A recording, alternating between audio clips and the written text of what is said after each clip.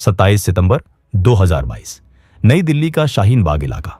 सड़कों पर सन्नाटा था और गलियों में अंधेरा। शाहीन बाग के निवासियों को इस बात का गुमान था कि उनके इलाके में उनकी मर्जी के बिना परिंदा भी पर नहीं मार सकता। रात के 3 बजे अचानक एक घर के दरवाजे पर दस्तक हुई। अंदर सो रहा घर का मालिक ने जैसे ही दरवाजा खोला, उसके होश उड़ गए। सामने खाकी वर्दी पहने 4 हट्टे कट्टे नौजवान खड़े थे। इससे पहले कि वो कुछ समझ पाता या शोर मचा पाता, दिल्ली पुलिस के उन पहलवानों ने उसे दबोच लिया। पलक झपकते ही उसे घर के बाहर खड़ी एक गाड़ी में डाल दिया गया। उसकी पत्नी चीखने लगी। शोर सुनकर पड़ोसी जागे, लोग इकट्ठा होने लगे। 10 से 15 लोग उस गाड़ी के पीछे दौड़ने ही वाले थे कि उन्हें एहसास हुआ कि वो घिर चुके हैं। दिल्ली पुलिस के स्वॉट कमांडोज ने पूरे मोहल्ले की घेराबंदी कर रखी थी। ऑर्डर साफ था, ना कोई अंदर आएगा ना कोई बाहर जाएगा। उस रात शाहीन बाग का वो भ्रम टूट गया कि उनके इलाके में पुलिस घुस नहीं सकती। ये सिर्फ एक गिरफ्तारी नहीं थी। उसी वक्त उसी समय देश के अलग अलग हिस्सों में 12 और लोगों को उठाया जा रहा था। ये सभी लोग देखने में तो आम नागरिक थे, लेकिन इनका असल काम एक ही था, पीएफआई के लिए काम करना। ये सब कुछ एक बहुत बड़े प्लान का हिस्सा था, जिसका नाम था ऑपरेशन ऑक्टोपस।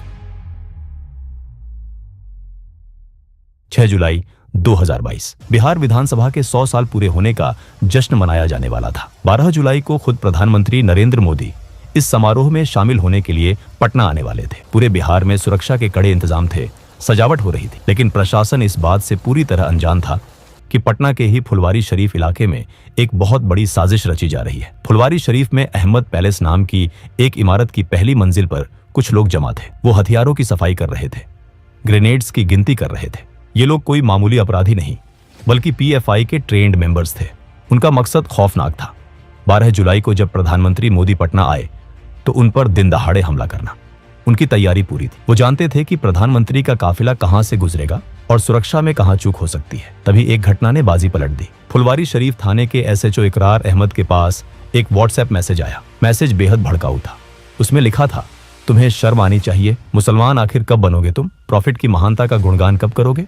कल जुमे की नमाज है, नया टोला की जामा मस्जिद पहुंचो और अपने रसूल को साबित करो। इस मैसेज ने पुलिस के कान खड़े कर दिए। पहले तो एक 0 एफआईआर दर्ज की गई, लेकिन जैसे ही पीएम मोदी के दौरे की तारीख नजदीक आई, सुरक्षा एजेंसियां अलर्ट मोड पर आ गईं। बिहार पुलिस ने उस व्हाट्सएप मैसेज की तह तक जाने का फैसला किया। जांच की आंच फुलवारी शरीफ के अहमद पैलेस तक जा पहुंची। 11 जुलाई को पुलिस ने वहां छापा मारा। वहां का नजारा देखकर पुलिस वालों के पैरों तले जमीन खिसक गई। वहां सिमी का पूर्व सदस्य अतहर परवेज और झारखंड पुलिस का एक रिटायर्ड दरोगा मोहम्मद जलालुद्दीन मौजूद थे। वो वहां युवाओं को हथियार चलाने की ट्रेनिंग दे रहे थे। लेकिन सबसे खतरनाक चीज जो वहां मिली वो था एक 7 पन्नों का डॉक्यूमेंट।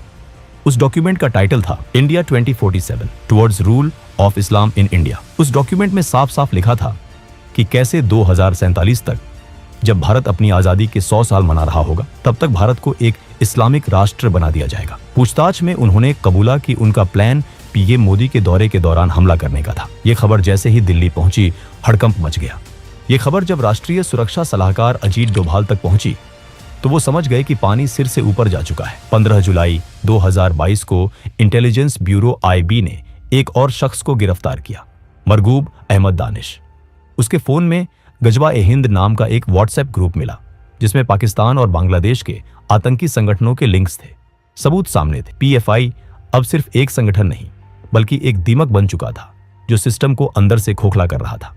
उसी दिन प्रधानमंत्री मोदी, गृहमंत्री अमित शाह और अजीत डोभाल ने एक गुप्त बैठक की। अजीत डोभाल ने प्रधानमंत्री के सामने रखे सबूतों को देखा और कहा, ये लोग प्रधानमंत्री की हत्या का प्लान बनाकर भी खुले घूम रहे हैं। मेरा मानना है कि ऐसा सोचना भी पाप है। मैं आपको वचन देता हूं कि आज से 90 दिन के अंदर अंदर इस देश की धरती से पीएफआई का अस्तित्व मिटा दिया जाएगा।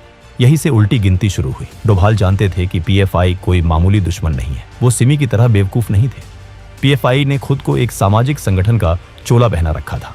वो स्कूल चलाते थे, गरीबों की मदद का दिखावा करते थे और ह्यूमन राइट्स की बातें करते थे। अगर उन पर बिना ठोस सबूत के हाथ डाला जाता तो देश भर में दंगे भड़क सकते थे। उन्हें विक्टिम कार्ड खेलने का मौका मिल जाता। इसलिए डोभाल ने एक बहुत ही शांत लेकिन घातक रणनीति बनाई।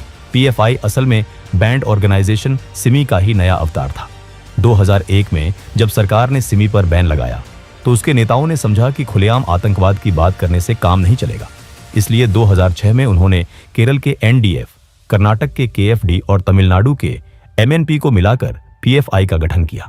उन्होंने दुनिया को दिखाया कि वो दलितों और पिछड़ों की आवाज है, लेकिन हकीकत कुछ और थी। 2010 में केरल के प्रोफेसर टीजे जोसेफ का हाथ सिर्फ इसलिए काट दिया गया क्योंकि उन्होंने एक क्वेश्चन पेपर में कुछ ऐसा लिखा था जो पीएफआई को पसंद नहीं आया। 2016 तक पीएफआई पर दंगों के 125 से ज्यादा केस दर्ज हो चुके थे। 2017 में पता चला कि केरल से गायब होकर आईएसआईएस ज्वाइन करने वाले युवा पीएफआई से ही जुड़े थे। पीएफआई ने एक ऐसा इलीगल नेटवर्क बना लिया था जो गल्फ कंट्रीज से हवाला के जरिए पैसा मंगवाता था और उस पैसे का इस्तेमाल भारत में दंगे भड़काने और वकीलों की फौज खड़ी करने में करता था। वो सिस्टम के अंदर घुस चुके थे। केरल और कर्नाटक पुलिस में भी उनके आदमी मौजूद थे। इसीलिए डोभाल जानते थे कि इस बार वार सीधा और सटीक होना चाहिए। अजीत डोभाल ने सबसे पहले पीएफआई को उनके ही समुदाय से अलग करने की चाल चली। 30 जुलाई 2022 को दिल्ली में एक इंटरफेथ कॉन्फ्रेंस का आयोजन हुआ। डोभाल खुद वहां पहुंचे। इस सम्मेलन में सूफी संतों और बड़े मुस्लिम विद्वानों ने हिस्सा लिया। वहां एक प्रस्ताव पास किया गया कि पीएफआई जैसे कट्टरपंथी संगठन इस्लाम और देश दोनों के लिए खतरा है। डोभाल का संदेश साफ था, पीएफआई पूरे मुस्लिम समाज का रिप्रेजेंट नहीं करता। वो पीएफआई को सामाजिक रूप से अलग थलग करना चाहते थे ताकि जब एक्शन हो तो आम मुसलमान सड़कों पर ना उतरे। दूसरी तरफ पर्दे के पीछे असली खेल शुरू हुआ। डोभाल ने आईबी और रॉ को काम पर लगा दिया। आदेश था, पीएफआई के हर छोटे बड़े नेता की कुंडली तैयार करो।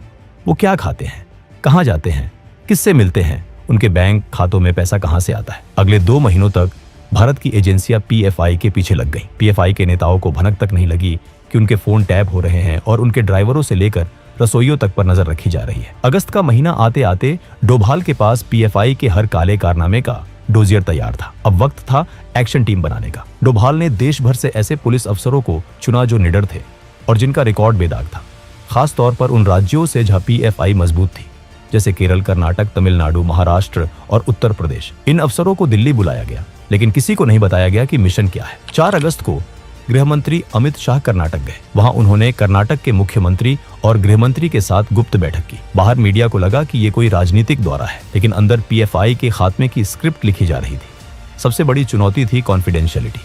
अगर खबर लीक हो जाती तो पीएफआई के नेता अंडरग्राउंड हो जाते। इसलिए डोभाल ने एक और चाल चली।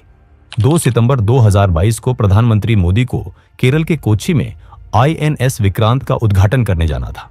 डोभाल भी उनके साथ गए। उद्घाटन के बाद पीएम तो दिल्ली लौट गए, लेकिन डोभाल वहीं रुक गए। वो कोच्चि के गेस्ट हाउस में रुके और वहां केरल पुलिस के डीजीपी और सीनियर अफसरों के साथ गुप्त बैठकें की। मीडिया को लगा कि एनएसए साहब रूटीन दौरे पर हैं, लेकिन असल में वो पीएफआई के गढ़ में घुसकर उनके खिलाफ जाल बिछा रहे थे।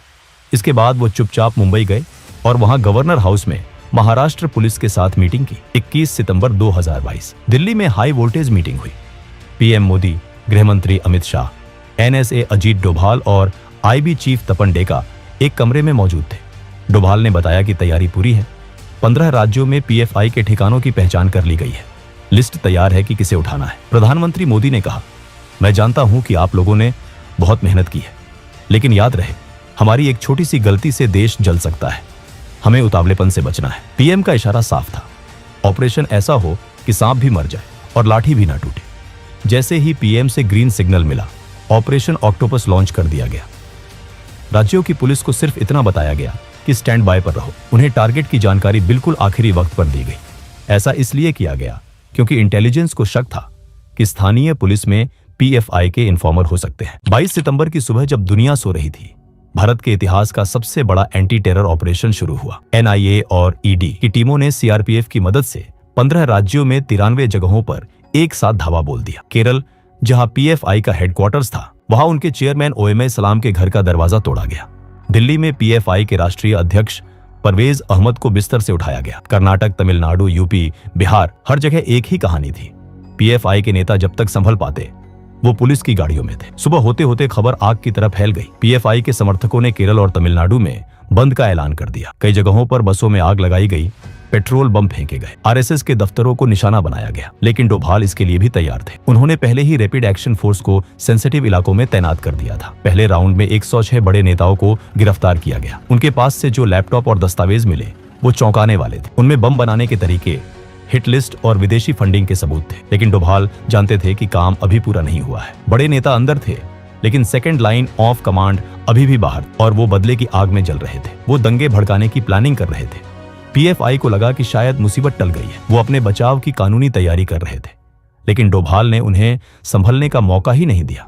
ठीक 5 दिन बाद 27 सितंबर की रात को ऑपरेशन ऑक्टोपस का दूसरा चरण शुरू हुआ। इस बार निशाना वो नेता थे जो दंगों को जमीन पर अंजाम देने वाले थे। शाहीन बाग से लेकर निजामुद्दीन तक और मैसूर से लेकर मालेगांव तक एक बार फिर पुलिस ने दरवाजे खटखटाए। इस बार राज्य पुलिस ने कमान संभाली। 7 राज्यों में ताबड़तोड़ छापेमारी हुई और पीएफआई के बचे खुचे नेटवर्क को तहस नहस कर दिया गया। 170 से ज्यादा और गिरफ्तारियां हुई। अब पीएफआई के पास ना नेता बचे थे, ना पैसा और ना ही कोई प्लान बनाने वाला। पीएफआई का पूरा ढांचा ताश के पत्तों की तरह बिखर चुका था। वो समझ ही नहीं पाए कि उनके साथ क्या हुआ। ऑपरेशन का ग्राउंड वर्क पूरा हो चुका था। अब बारी थी कानूनी मुहर की। 27 सितंबर की रात खत्म हुई और 28 सितंबर की सुबह का सूरज निकला। गृह मंत्रालय ने एक नोटिफिकेशन जारी किया। उसमें साफ शब्दों में लिखा था, पीएफआई और उसके 8 सहयोगी संगठनों को यूएपीए के तहत 5 साल के लिए बैन किया जाता है। सरकार ने सिर्फ पीएफआई को ही नहीं बल्कि उसके छात्र संगठन, महिला विंग और अन्य सभी ब्रांचेस को भी बैन कर दिया। बैन लगते ही पीएफआई के दफ्तर सील कर दिए गए, उनके बैंक खाते फ्रीज कर दिए गए, वेबसाइट ब्लॉक कर दी गई। पीएफआई के एक नेता ने गिरफ्तारी से कुछ देर पहले संगठन को बंद करने का ऐलान भी कर दिया, लेकिन तब तक बहुत देर हो चुकी थी। ऑपरेशन ऑक्टोपस न केवल भारत की सुरक्षा एजेंसियों की जीत थी, बल्कि ये अजीत डोभाल की कूटनीति और प्रधानमंत्री मोदी की पॉलिटिकल विल का भी प्रमाण था। जिस पीएफआई ने 2047 तक भारत को इस्लामिक राष्ट्र बनाने का सपना देखा था, उसका खुद का अस्तित्व 2022 में ही मिट गया। डोभाल ने अपना वादा निभाया था। 90 दिनों के भीतर बिना किसी खून खराबी के, बिना किसी गोलीबारी के उन्होंने देश के सामने खड़े एक बहुत बड़े खतरे को जड़ से उखाड़ फेंका। ऑक्टोपस के 8 हाथ काट दिए गए थे।